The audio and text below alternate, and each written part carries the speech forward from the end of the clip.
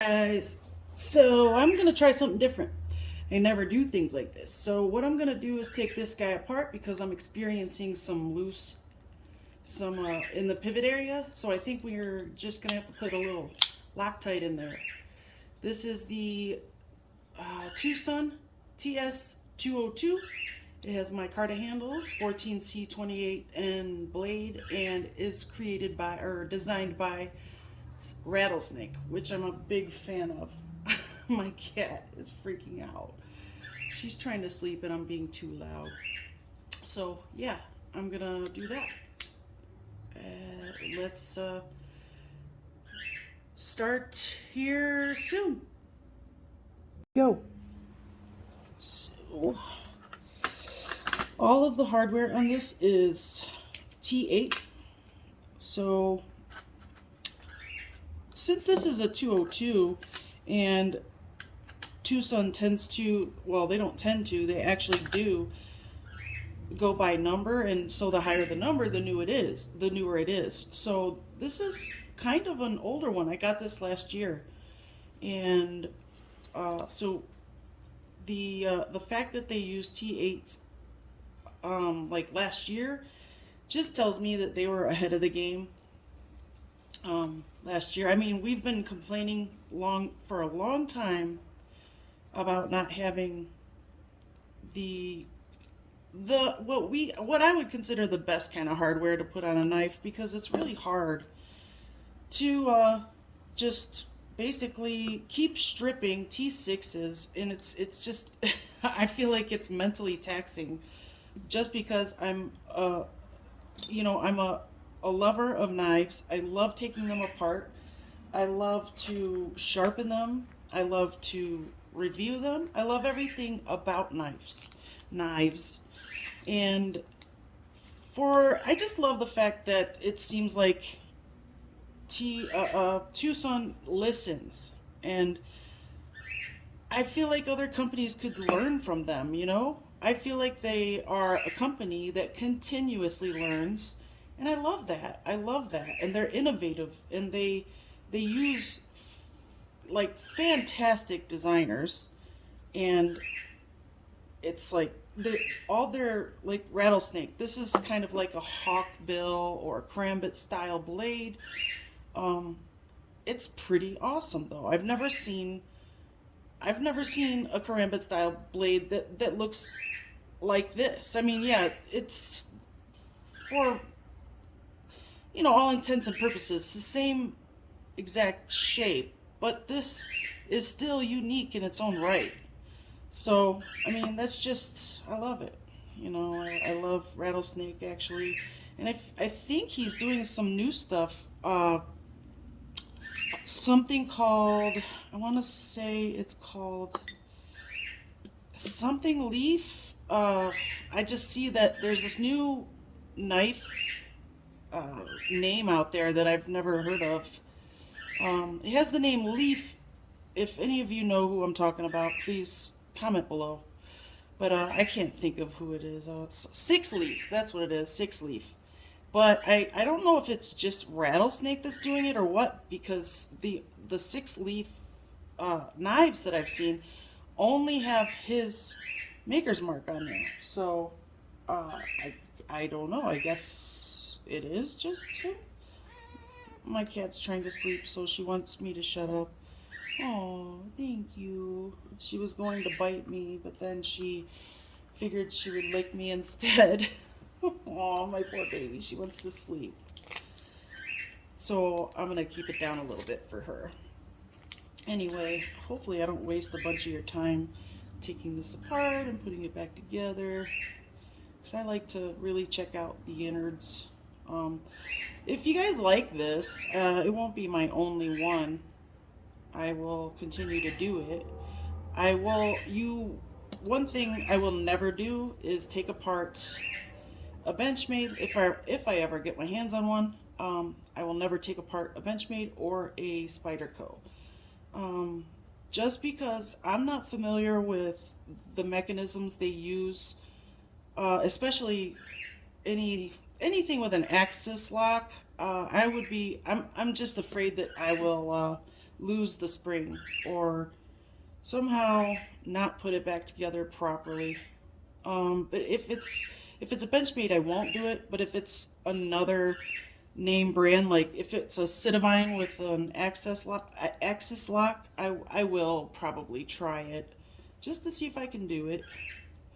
So there's not too much hardware on this. I'm not taking the pocket clip off or anything. I just don't see any reason to.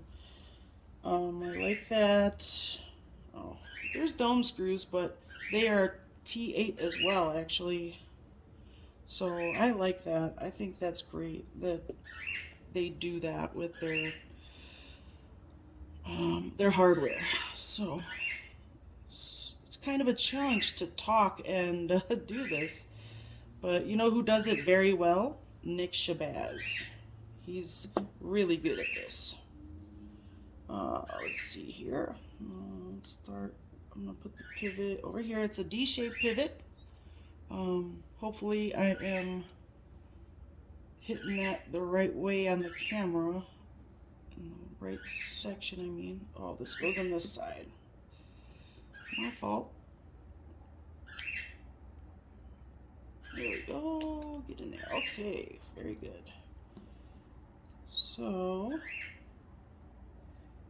we will put a little KPO in there on the track. Get that fuzziness off of there, because if you leave any fuzz in the track or anywhere around the bearings, it could interfere with the action. So, you know, usually if you are experiencing a problem with your action on your knife, take it apart and clean it and see if that helps. If it still doesn't improve, take it apart and clean it again, because I find that if you are, maybe you missed something the first time. So if that still doesn't help, then you can always, you know, go to the internet with questions, because there's always somebody with answers, I'll be honest with you. Hold on, there's fuzziness in there.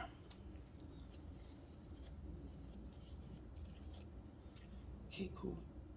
So, putting a little on the track too, on the blade.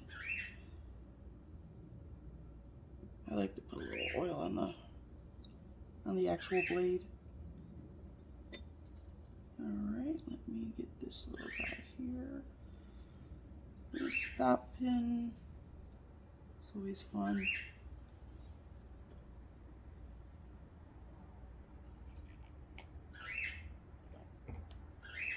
Sorry, I get very parched and I'm drinking coffee right now. So I usually put a little drop of KPL in the detent hole. I'm sure that's pretty normal. Can't forget the other bearing. That would really suck. Put some in there. Okay, so hopefully this fixes the loose pivot. I hope so. We will find out.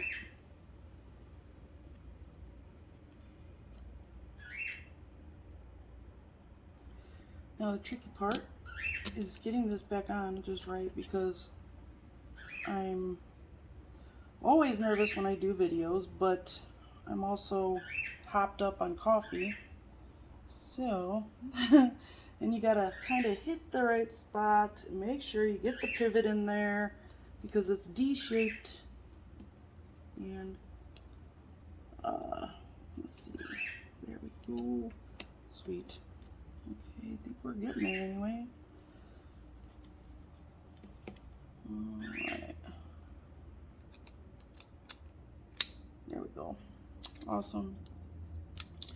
Now I need to, I'm gonna put the body screw in, but I like to put a little of this stuff on there just because I get the blue Loctite, which is pretty normal in the knife world, as you all, I'm sure all of you pretty much well know that. So Even the body screws I do, just because, I don't know, it can mess with your centering on your blade. So I just put a little Loctite on each screw. That's a little much, but that's okay. Alright, that is the lanyard hole. I usually start with I take off the pivot first and then the body screws, and then when I put it back together, I put the body screws in and then the pivot.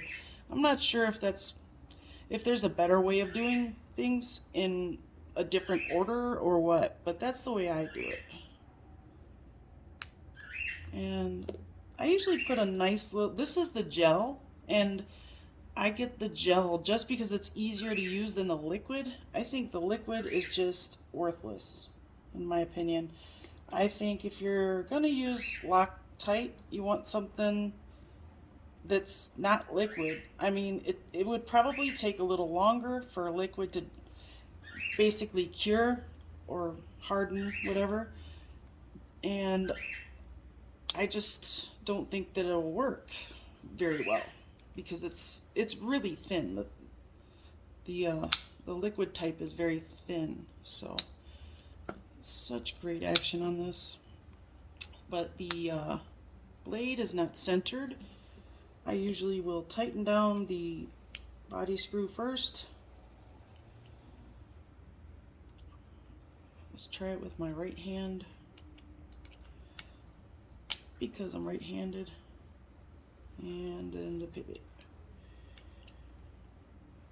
I just don't like messing with the pivot too much.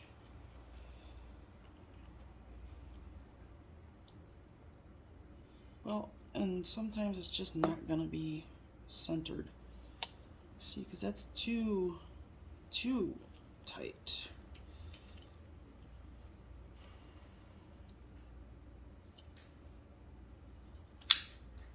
That's good. And let's try this one on again. Let's loosen it a little and see if that helps. Well, it's not centered now, but at least it's not loose. Well, that's weird. Anyway, I don't know. That's how I roll. That's how I do my disassemblies and reassemblies. Feels nice. There's no shakiness in the pivot like there was. Man, this one is really, really great. The action is fabulous. Fabulous. So there's that, you guys. Just needed a couple of opening shit. Let's see. Looks like it's pretty close to centered now. That's good. So I hope you enjoyed this video.